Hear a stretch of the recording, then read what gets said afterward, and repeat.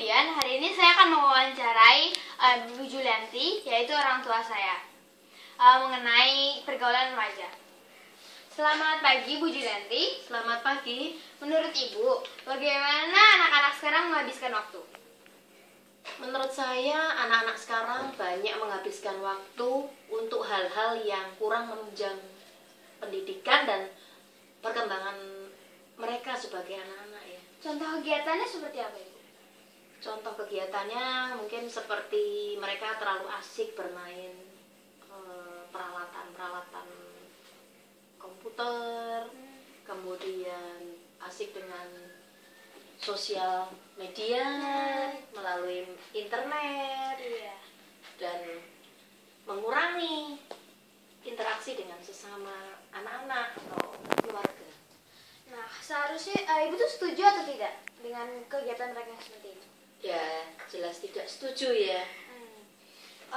Terus harusnya anak-anak sekarang itu bagaimana? Anak-anak sekarang, menurut saya teknologi itu baik ya, selama bisa membagi waktu antara mana waktu untuk belajar, mana waktu untuk makan, mana waktu untuk berkumpul bersama keluarga, berdoa, dan sebagainya. Nah, akibat dari nggak bisa membagi waktu ini apa tuh? Kalau kita tidak bisa membagi waktu dengan baik, yang terjadi adalah mereka lebih berfokus, anak-anak lebih berfokus pada kegiatan-kegiatan yang menghabiskan waktunya dengan kesibukan sendiri dengan internet, komputer, sehingga mungkin bisa pelajarannya menurun, terus komunikasi di dalam keluarganya juga tidak harmonis ya, karena ngerjain begitu aja terus. Nah, itu anak-anak itu kenapa bisa begitu? Maksudnya kenapa bisa melakukan kesibukan yang tadi Ibu bilang itu dengan komputer, dengan internet? Menurut saya adalah yang pertama kesadaran masing-masing anak-anak tersebut. Itu yang pertama. Kalau mereka nggak sadar bahwa fungsi atau tugas mereka yang utama adalah belajar, ya susah. Tapi peran orang tua juga penting, di mana apabila ternyata orang tua anak-anak mereka itu tidak bisa membagi waktu dengan benar, orang tua harus bertindak tegas,